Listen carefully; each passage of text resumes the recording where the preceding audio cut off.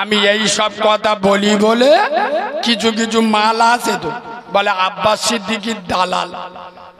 হক আমতা চন্দ্রপুরের মুসলমানের বাচ্চারা, কসম খোদার, এই তৃণমূল করা মোল্লা, এই সিপিএম করা মোল্লারা, কংগ্রেস করা মোল্লারা, আইএসএফ করা মোল্লারা, এটা কোনো রাজনীতির ব্যাপার নয়, এটা কোনো পার্টির ব্যাপার নয়, এটা আমার শরীয়তের ব্যাপার। খোদার কসম, এটা আমার কোরআনি ইমানি দায়িত্ব।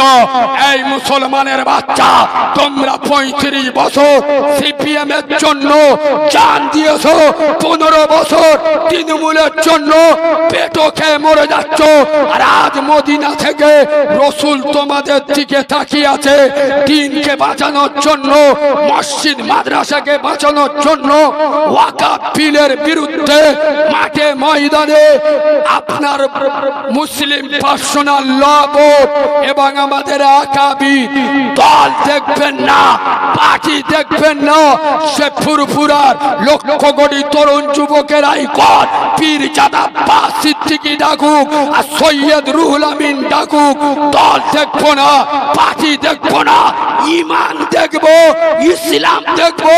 মসজিদ মাদ্রাসা দেখে জান দিয়ে মাল দিয়ে দরকার পড়ে গুলি খাবো, বোমার আঘাত খাবো, রাজপথ ছেড়ে দেবো না।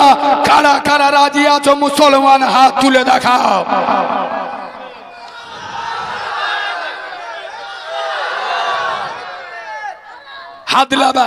আচ্ছা, এগুলো বলার দরকার আছে না নাই? আচ্ছা, আমি এখন কোন দলবাজি পার্টিবাজি করলাম? তোমাদের একটা কথা স্মরণে দিয়ে যায়, তোমাদের মনে আছে কিন্তু এখন হয়তো মনে করতে পারছো না। 2020 শেষের দিকে কি সম্ভবত 21 সালের প্রথম দিকে মোদী সরকার একটা বিল এনেছিল, কৃষি বিল। এই ভারতে মাত্র 4% শিখ, 4% মাঠে লেবে গেছে। কটা কৃষকের নে আল্লাহর কি রে বাপ, নরেন্দ্র মোদী চোখ নীল করে। হ্যাঁ, না কৃষি বিল প্রত্যাহার করেছিল না করেনি? আর ভারতের 35 কোটি মুসলমানকে হিজড়ে ভেবেছে। মনে করিয়ে দি, আমরা ইয়েজিদি মুসলমান নয়, আমরা হুসাইনি মুসলমান। মনে রেখো, আমরা দেশের জন্য জীবন দিতে পারি, জীবন নিতেও পারি, আর সেই রকম ধর্মের জন্য জীবন দিতে পারি, জীবন নিতেও পারি। শোনো মুসলমানের বাচ্চা, কসম খোদার, ইমামে হুসাইন 72 জন নারী পুরুষ নিয়ে কারবালার ময়দানে হাজির। ওদিকে ইয়াজিদের 22,000 সৈন্য। ইমাম হোসেন তো চোখ নীল হয়ে যায়, 22,000 ধুলো করে দেবে। তার ইমাম হোসেন আত্মসমর্পণ করতো না? কিন্তু কসম খোদার, এটা ইমামে হুসাইন। সুবহানাল্লাহ বলো না। এটা রসুলুল্লাহর নওয়াসা, যে হুসাইন জন্মের পরে যার কোল হলো নবুয়াতের বিছানা। খোদার কসম, ইমামে হুসাইন বলছে এ শিক্ষা আমার নানা নবী মুস্তফা আমাকে দেয়নি। তাই ইমামে হুসাইন 22,000 ইয়েজিদি সৈন্যদের সামনে নিজের 6 মাসের দুধের বাচ্চা, কলিজার টুকরা, রক্তপিণ্ড, রক্তে জিগার আলী আসকারের লাশ দেখলো। 18 বছরের যুবক আলী আকবরের লাশ কাঁধে নিয়ে বইল। ইমামে হুসাইন নিজের মুন্ডুটা আল্লাহ রাস্তায় কেটে দিল। খোদার কসম, তারপরেও কারবালার ময়দান ইমামে হুসাইনের রক্তের লালে লাল হয়ে গেল। তারপরেও ইমামে হুসাইন অন্যায়ের কাছে মাথা নত করে নি। আমরা সেই হুসাইনি মুসলমান। তবে খবরদার, এই বাবু, আন্দোলন করবেন আমাদের আকাবিরদের পরামর্শ মেনে। যেখানে সেখানে হুটহাট করে গিয়ে আমাদের লড়াই, আমাদের আন্দোলন কোনো জাতির বিরুদ্ধে নয়। কথা শুনতে পাচ্ছেন? আমাদের লড়াই মোদি সরকার যে কালা কানুন এনেছে তার বিরুদ্ধে, আমাদের কোন জাতির বিরুদ্ধে। মুর্শিদাবাদে কালকেতে কি হচ্ছে দেখেছেন? সতর্ক থেকে মিটিং মিছিল বার করবেন, সতর্ক থেকে। কিছু চক্রান্তকারী আপনাদের মিছিলই ঢুকিয়ে দেবে, ভাঙচুর চালু করে দেবে, হিন্দুদের দোকানপাট দিয়ে মোল্লাদের নামে দোষ দেবে। মুর্শিদাবাদে তার প্রমাণ কালকের। ওই জন্য পায়ে ধরে বলে যাচ্ছি, আমাদের লড়াই, আমাদের আন্দোলন হিংসাত্মক নয়। আরে আন্দোলন কলাটা এটা আমাদের ভারতের সংবিধান আমার অধিকার দিয়ে, আমাদের বিরুদ্ধে বিলটা এসছে, আমরা মেনে নিতে পারছি না, সুতরাং আমি আন্দোলন করতে পারি, এটা সংবিধান বিরোধী নয়। তবে সে আন্দোলনটা হিংসাত্মক যেন না হয়, কোন ধর্মের বিরুদ্ধে না হয়। মনে রাখবেন 235টা ভোট তো বিলের বিরুদ্ধে পড়েছে। তা সব কি মোল্লারা ভোট দিয়েছে? কথা বলে না, অনেক হিন্দু ভাই আমাদের হয়ে ভোট দিয়েছেন। দাদা যে যেটা ভালো করেছে, আমি চামচাগিরি করতে আসিনি, যে যেটা ভালো করেছে সেটা ভালো বলতে হবে না। আপনি তৃণমূলের, আমাদের পশ্চিম বাংলার কথা বলি, তৃণমূলের অনেক এমপি কল্যাণ ব্যানার্জিতে শুরু করে বিলের বিরুদ্ধে তীব্র আক্রমণ করেছে, মুসলমানদের হয়ে প্রতিবাদ করেছে। এটাও যেমন সত্য, ঘাটালের সাংসদ দেবগো যে মালটা সিনেমা করে, আর আরেকজন আছে বীরভূমে ওই আটা ময়দা মেখে ঘরে মোল্লাদের ভোটে এমপি সেজে বসে। কি রায় ওর নাম? নামটা সহজে মুখে আনুনি, জান্নাতের বাগান। ওই একজন, আর আপনার কোচবিহারের সাংসদ, 3 জন অনুপস্থিত ছিল। আমি পুরো দলের বিরুদ্ধে কথা বলছি না, ভালো করে শোনেন, আমাদের লড়াই কোনো দলের বিরুদ্ধে নয়।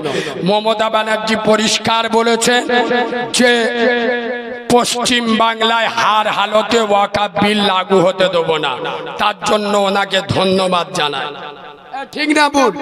কিন্তু তার সাথে সাথে প্রতিবাদও জানায় যে 3 জন সাংসদ মোল্লাদের ভোটে জিতে দিল্লি গেল, কোন কারণে উপস্থিত ছিল না, আমার শরিয়াতের বিষয়ে কেন আমাদের পক্ষে ভোট দিলে না, তোদের জেতানোর জন্য আমার ভাইয়েরা হাতে পেটো নিয়ে ছুটতে দেখেছি, তোদের জেতানোর জন্য কারেন্টের পোস্টারে উঠে ফেলা মারতে দেখেছি, তোদের জেতানোর জন্য চাস্তবায়ের বিরুদ্ধে মামলা করতে দেখেছি।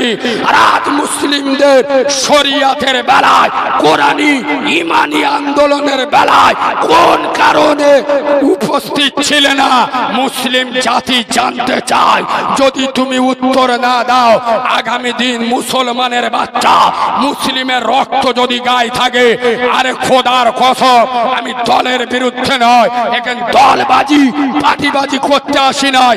মুসলমানের বাচ্চা, যা যা দল ভাল লাগে করো, তবে খবরদার যে দল, যে পার্টি, যে নেতা আমার ইসলামের বিরুদ্ধে, কোরআনের বিরুদ্ধে, দ্বীনের বিরুদ্ধে, দল দেখবো না, পার্টি দেখবো না, নেতা দেখবো না, পেটে পা তুলে চিপ টেনে ছুঁড়ে দেবো। নারাই থাকবে, নারাই থাকবে।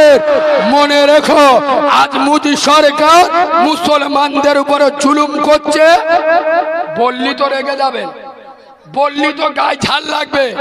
দোষ মোল্লাগানি, মোদী সরকার ক্ষমতায় টিকে আছে মোল্লাদের ভোটে। চোখ নীল হয়ে গেছে, বলে মোল্লারা কি বিজেপি করে, তাহলে মোল্লাদের ভোটে বলছে। খালি জেহেন নেকেন বসিনি, এটা ডায়মন্ডের মাল চিনেলেন, প্রতিটা ভাষার অর্থ আছে। আচ্ছা, বহুমত জোটাতে পেটেছিল বিজেপি, সাপোর্ট করেছে কে? আরজেডি, আরজেডি না, জেডিইউ, নীতিশ কুমার আর চন্দ্রবাবু নাইডু। এ মালটা আল্লাহর কি রে বাপ, মাঝে মাঝে ইফতার করতে যায় তো এমন শিরওয়ানি পরে দেখলি মনে করবে, আমি তো ঈদের আগের দিন মালটা দেখে বুঝতে পারি, মনে করি কাবা ঘরের ইমাম না কি বলদি, সে বিসমিল্লাহ বলে ইফতারি করতে। এই দুজনার জোরে মোদী সরকার ঠিক আছে না নেই? আর এই নীতিশ কুমার আর চন্দ্রবাবু নাইডু এই যে মুখ্যমন্ত্রী হয়ে আছে মোল্লাদের ভোটে, ঠিক বলছি না ভুল বলছি? মোল্লাদের ভোটের সাপোর্ট নিয়ে নরেন্দ্র মোদীর গদি টিকা। যদি কালকে নীতিশ কুমার, চন্দ্রবাবু নাইডু আপনার সমর্থন ফিরিয়ে নেয়, এ মাল গোবর খেতে শুরু করবে। কথা বুঝতে পারেননি?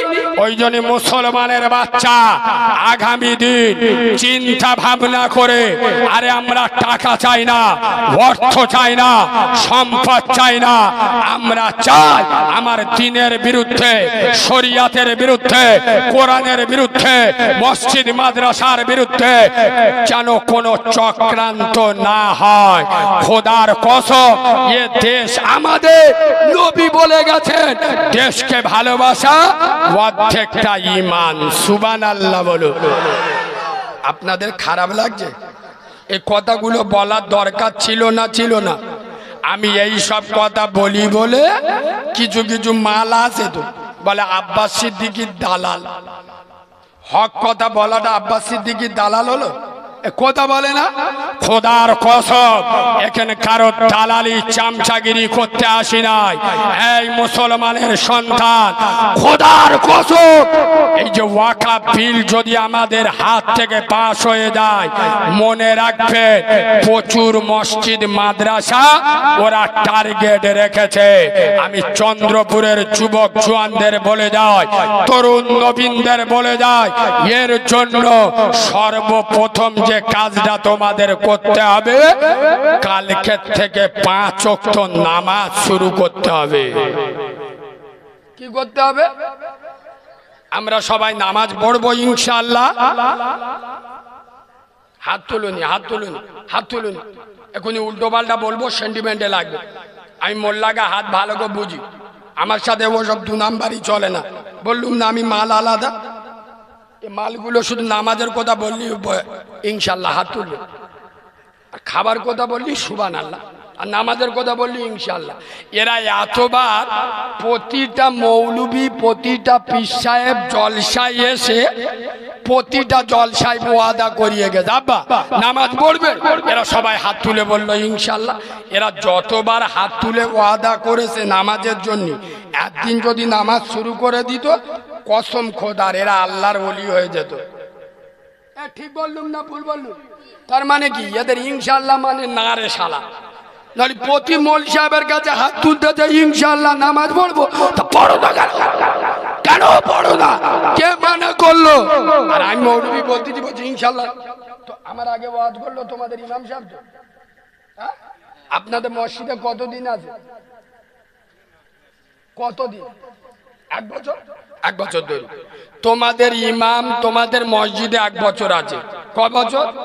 এর আগে যারা চলে গেছে ওরা কথা বলবো, এর কথা বলছি। 1 বছর আছে।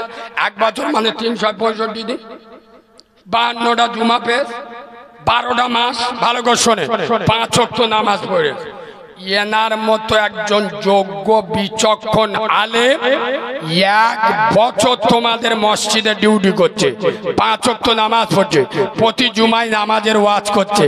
তাহলে ওর মতো আলেম যদি 1 বছরে তোমাদের নামাজি না করতে পারে, 52 সপ্তাহে যদি তোমাদের নামাজি না করতে পারে, শালা আমি তো 2 ঘন্টা জোন খাটা মৌলবি রে। কথা বুঝতে পারি? ওনার মতো আলেম যদি 1 বছরে নামাজি না করতে পারে, আমি তো 2 ঘন্টার জন্য জোন খাটা মৌলবি। আরে হ্যাঁ, না 2 ঘন্টা ওয়াজ করবো, ঝাড়বো, ইনশাআল্লাহ মাল থুতু দিয়ে গুনে নিয়ে চলে যাবো। আর 100 টাকা কম দিলি, আমি যেদিন হয়েছি আমার মা মরে গেছে, খোদার কসম আমি আমার মা দেখিনি, আমার মা আমাকে দেখেনি। 100 টাকা কম দেবে, সারা রাস্তা বদদোয়া করে যাব। আমি মাল আলাদা বললু, তোরা আমার দাউদ করিস কে? আমি কি ফোন করে বলেছি চন্দ্রপুরের লোকেরা আমার দাউদ কর? তোরা ওয়াদা করে এনেছি, টাকা কম দিলি কিয়ামতে বুঝে নেব। কেন? তোরা যেরাম কুকুর, আমরা সেরাম মুগুর চালাচ্ছি। পরিষ্কার কথা, রেগে গেলেন আমার বয়ে গেল। তোরা তো নিজের মার ভাত দিই না, আর সাউরির দেখা পেলি দুধতে আমুচি। এই হ্যাঁ না, যে ইমাম 30 দিন 1 মাস ডিউটি করে, 3 5 15 মানে 150 ওয়াক্তের নামাজ পড়ায়। মাসে 150 ওয়াক্তের নামাজ, তার ভিতরে 4টে জুমা, 5 ওয়াক্ত নামাজ, পুরো 1 মাস ডিউটি করে 1 মাস পরে ইমামের বেতন কত বলো? 7,000, 8,000, 10,000 ধরি, 10,000, তার ভিতরে 3,000 আবার মমতা দেয়। কথাটা বুঝতে পারেন? বিশ্ব কথা বলবো গা, মমতা 3,000 দেয় না, কথা বলে না, ইমাম ভাতা দেয় না, দেয় না। 10,000 মাইনে দিচ্ছি, 3,000 মমতা দেয়, 7,000 আমরা জালি মালগুলো গ্রামতে তুলে নে দিই। একজন ইমাম সারা মাস ডিউটি করে 1 মাস পরে 8,000, 10,000। আর আমি মৌলবি 2 ঘন্টার জন্য এসে খাইন বলে জিজ্ঞেস করো, চাপ করেছে দেখলুম তো, মুরগি গোশ, আমি তো সব খাই না, আমি কি খেয়ে জানো? মুড়ি আর শসা। জিজ্ঞেস করো কি বাবাজি মিথ্যে কথা, একটু বিস্কুট আর চা খেয়ে চলে, কিন্তু করেছ তো আমার খাবার জন্য, আমি খাইনি আলাদা জিনিস। আরে হ্যাঁ, এত সুন্দর এত মাল খেয়ে ফের স্টেজে বসে 2 ঘন্টা ওয়াজ করলে 100 টাকা কম দিলি শুনবো, বুঝতে পারিনি? আমি 2 ঘন্টার জন্য 20,000 কত? আর ইমাম 1 মাস পরে মাইনে কত? 8,000, তাও 3,000 মমতা দেয়। খোদার গজব পড়বেন এদের মাথায়। বলো মুসলমানের বাচ্চা, নিজের মার মা বলে ডাকো না, শাউরির জুতো মাথায় রাখো। আরে তোদের গ্রামের মা হলো তোদের ইমাম, তোদের বাচ্চাগুলো কোরআন শেখায়, তোদের মেয়েগুলোর কোরআন শেখায়, তোর বাপের জানাজা পড়ায়, তোর মায়ের জন্য দোয়া করে, তোর বউয়ের রাত 1:30টার সময় ভূত চাপলে মৌলবি এসে পানি পড়িয়ে দেয়। আরে তোর দেওয়া উচিত ছিল ইমামকে, আমাকে নয়। ঠিক বলছি না ভুল বলছি? আর আজকে গ্রামে বছরে একবার জলসা হবে, 3টে বক্তা আসবে, কম করে 40-50 হাজার টাকা বক্তাদের দিতে। যেরাম কুকুর বাবা সেরাম মুগুর, তোরা ইমামদের মাইনে বাড়া, আমরা গ্যারান্টি দিচ্ছি, আমরা চেয়ে জলসা করব, কোনোদিন চেয়ে জলসা করব, ভিজিট করব। কেন? ইমামের মাইনে যখন 30,000 দাঁড়াবে, আমরা নিজেরা ইমামতি করতে পারবো না, কথা বলে না? তখন বছর এত, এখন যে রাত 2 টাকা মারতেছি, তখন 2 টাকা মারবো না, 1 টাকা নেবো, কারণ মাসে তো 30,000 একদিকটা আসতে। এই কথা বললি অনেকে খারাপ লাগে তো, জলে বুঝতে পারছেন? খোদার কসম পায়ে ধরে বলে যাচ্ছি, যারা ইমামের কথায় নামাজ পড়ে না, তারা আমার মতো মৌলবীর কথায় নামাজ পড়বে, এটা শয়তানও বিশ্বাস করবে না। এই যুবক ছেলেরা, তরুণ ছেলেরা, নওজোয়ান ছেলেরা, খোদার কসম তোদের 2টো পায়ে ধরে বলে যাচ্ছি, তোরা মসজিদে যা, আল্লাহর ঘরে যা। নবী বলে যাচ্ছেন, রসুল যেদিন দুনিয়া ছেড়ে চলে যাচ্ছেন, রসুলের জীবনের শেষ ভাষা আসসালাত, আসসালাত, নামাজ, নামাজ, ওয়ামা মালাকাত আইমানুকুম, উম্মতের নামাজ ছেড়ে দিস না। নবী তার উম্মতকে রেখে গেল খোদার ঘরে, মসজিদে। আর আজ উম্মত চায়ের দোকানে, IPL এর আসরে, গাঁজা থেকে, চুল্লু থেকে, জলসার ময়দানে আজ মুসলমানদের মসজিদে খুঁজে পাওয়া যায় না। কসম খোদা, রাসূলুল্লাহ কোন সাহাবাকে যদি খুঁজে পাওয়া না যেত, রসুল বলতেন বাবা মসজিদগুলো খুঁজে দেয়, পাওয়া যেত কোথায়? কোথায়? মসজিদ। আর আমাদের খুঁজে পাওয়া না গেলি পাওয়া যাবে কোথায়? চার দোকানে ইনশাল্লাহ। আর কিছু কিছু যন্ত্র আছে গাঁজা থেকে, আরে হ্যাঁ না না, কিছু কিছু মাল আছে IPL এর আসরে, পাওয়া যাবে না যাবেনি?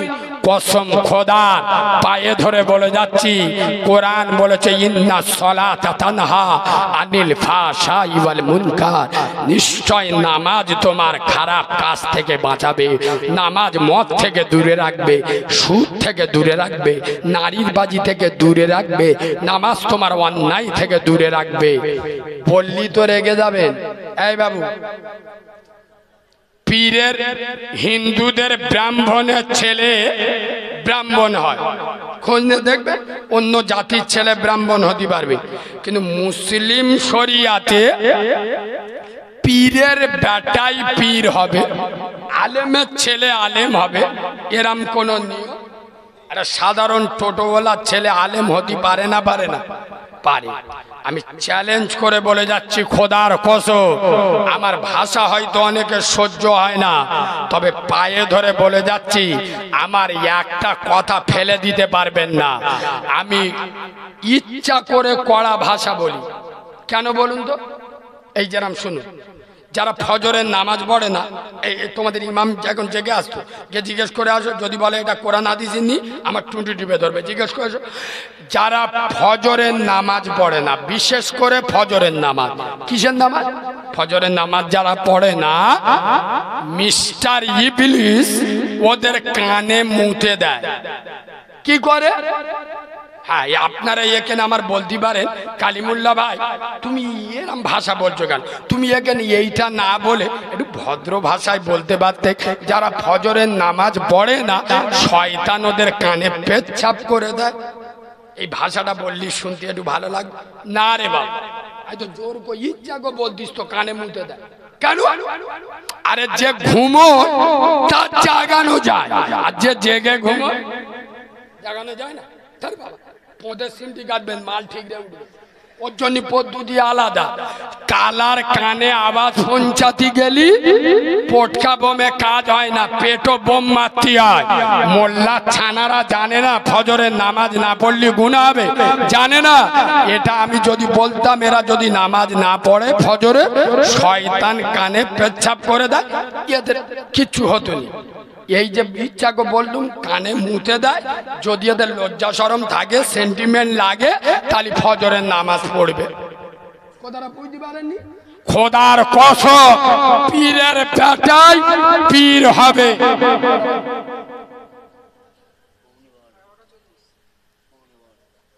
তো হয়ে গেছে, কখন হয়ে গেল বুঝতে পারি। হ্যাঁ,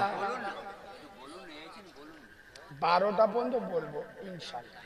আচ্ছা, আমি ওই জন্য দেখে নিই, সেই হিসেবে ঝাড়বো। হ্যাঁ, আর একবার তাকবীর দেবো, নারে তাকবীর। আগের থেকে একটু কমে গেছে বলে মনে হচ্ছে। এবার জন ছাওয়াল্লা প্যান্ট পরে নামাজ পড়তে যাচ্ছে মসজিদে, প্যান্টগুলো সব পরবে ধনে খালির ওপরে। ঈদের নামাজে গিয়ে আল্লাহু আকবার রুকু করতে হয় না? এই ঈদের নামাজে রুকু করতে হয় না? এখন আল্লাহ রুকুই গেছে, প্যান্ট তো পড়েছে চীনের বর্ডারে, প্যান্ট লেবে পাকিস্তানের বর্ডারে চলে। পিছনে যারা নামাজ পড়তে আলো চোখ বুলু হয়ে গেছে, সালা আফ্রিকার জঙ্গল ঘাস ভর্তি হয়ে।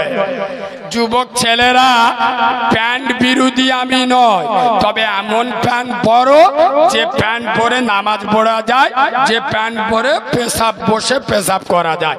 আর একবার তাকবীর দাও, নারে তাকবীর, নারে তাকবীর, নারে তাকবীর। এই পয়েন্টটা বলেই আমি ছাড়বো, এই পয়েন্টটা না বলে আমি ছাড়বো নি। তবে একটা মিনিট আপনাদের কাছে চেয়ে নিচ্ছি, যেহেতু আমি নেমে বহুত দূর চলে যাব, সময় পাবো না। আমার কাছে একটা কেতাব আছে, যদি কারোর ভালো লাগে, খুব দারুণ কেতাব, আমার নিজের লেখা। বিশ্বাস করুন, আমি ব্যবসা করতে আসিনি।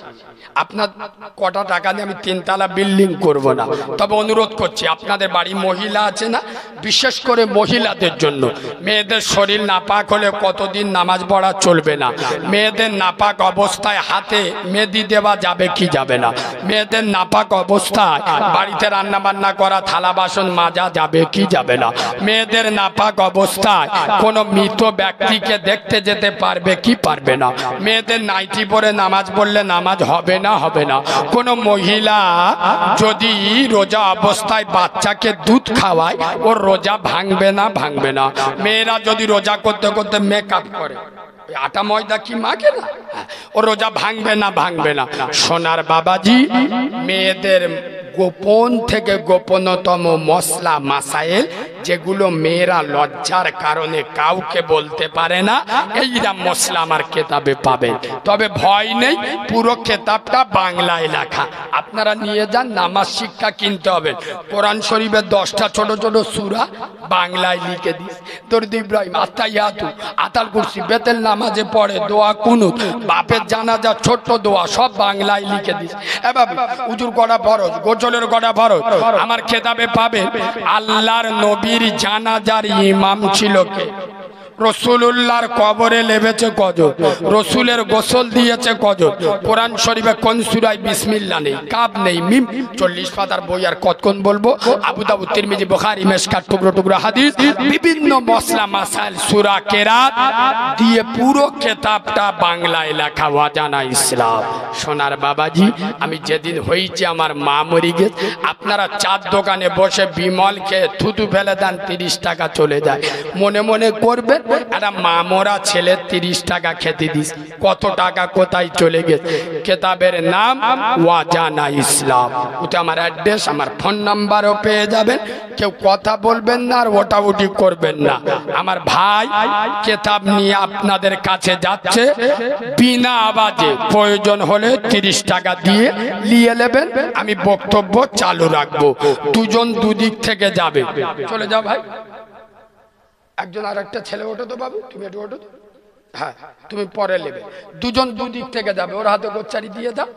ভাই, আমার কিতাবে এমন এমন কবিতা আছে, আল্লাহর নামের কবিতা, বাংলার বড় বড় বক্তারা বলে দেখবেন, আচ্ছা মা গো বলো দেখি রাত্রি কেন কালো, আর সূর্য মামা কোথা থেকে পেলেন এমন আলো, ফুলগুলি সব নানা রঙের কেমন করে হয়, আর লতাগুলি সবুজ কেন ফুলের মতো নয়, দুধ কেন মা এমন সাদা, মরিচ কেন ঝাল, আর আমগুলি সব পাগলে পরে হয় কেন মা লাল, চিনি কেন মিষ্টি এত, তেঁতুল কেন টক, আর কোকিল কেন কালো এত, ফর্সা কেন বক, সারা বছর ব্যাঙগুলি সব চুপটি করে থাকে, বাদল পানি পেলে কেন মাতাল হয়ে ডাকে, কি পাখির নাই রে ডানা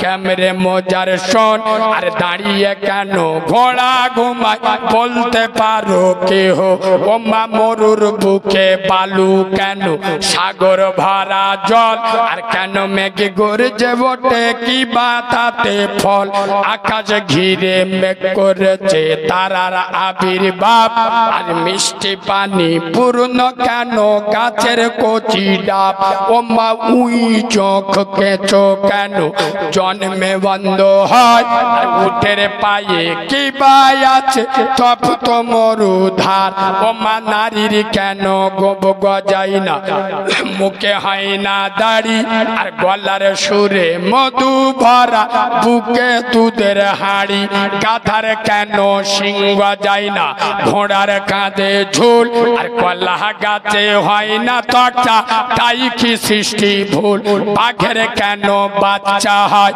12 বছর পরে, সিংহা শাবক জন্ম নিলে সৈন্য তেলাম মারে, সকাল বেলায় ঘাসের আগা শিশিরি কেন ঝরে, জল বিচুটি লাগলে কেন গা কুটু কুটু করে, পশু কেন কয় না কথা মানুষ কেন কয়, বলে না মাগো এসব আবার কেমন করে হয়, নারে তাকবীর, নারে তাকবীর। লালচা হবে না, লালচা ভাই, মেয়েদের স্বামী মরে গেলে কতদিন পরে বিয়ে দেবে, স্বামী তালাক দিলে কতদিন পরে বিয়ে দেয়া যাবে, জোর করে একতরফা ছেড়িয়ে নিলে কতদিন পরে বিয়ে দেয়া যাবে। যারা নেবেন আমি চলে গেলে 3000 টাকা দিয়ে পাবেন না, চট করে নিয়ে নেন আর ওয়াজ শুনুন, কথা না বলি। এদিকে দেখান, ও ভাই উঠছো কেন ভাই, ওয়াজ এখন শেষ হয়, এর মধ্যে পেশা পেয়ে গেল। এদিকে লাগায়, পীরের বেটা পীর হবে ইসলাম শরিয়াতে নাই। সোজা বুদ্ধি বলে যাচ্ছি, চন্দ্রপুরের ছেলেরা কসম খোদার 3টে কাজ করবেন। কটা কাজ? যে ব্যক্তি এই 2025-এ এই 3টে কাজ করবে, আমি চ্যালেঞ্জ করে যাচ্ছি, ওই এই জামানার আল্লাহর ওলি। কটা কাজ? নাম্বার 1, হালাল খান। কি গোড়ায় গন্ডগোল, মেয়েরা কোনোদিন জিজ্ঞেস করে থাকা স্বামীকা, আগো তুমি তো সারাদিন কিছু করো না, সারাদিন মোড়ের ওপরে পার ওপর পা দিয়ে বসে থাকো, মোস্তানি কর।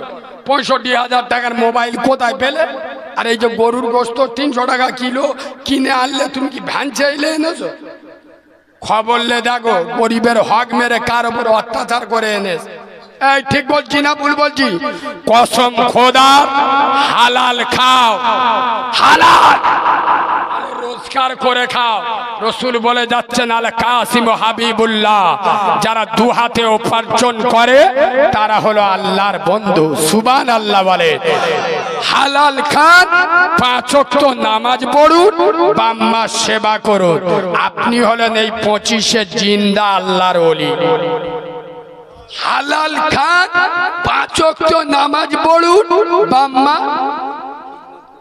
আর ফতোয়াবাজিতে গেলে আপনি যার কাছে যে হাদিস পৌঁছাতে করুক, যে যে দল করতে করুক, হালাল খাও, 5 ওয়াক্ত নামাজ পড়ো, বাম্মা সেবা করো।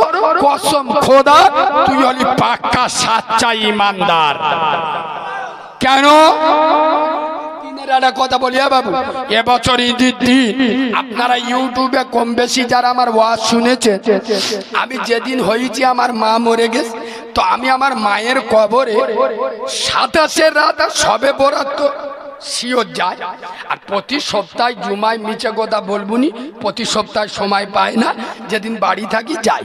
তবে বিশেষ করে রোজার ঈদের দিন আমি শিওর আমার মার কবরের কাছে যাই। আমার মার কবর জিয়ারত করে আসতেছি, আর একটা চেংড়া ছেলে দেখি হেঁটে যাচ্ছে। কি আছে?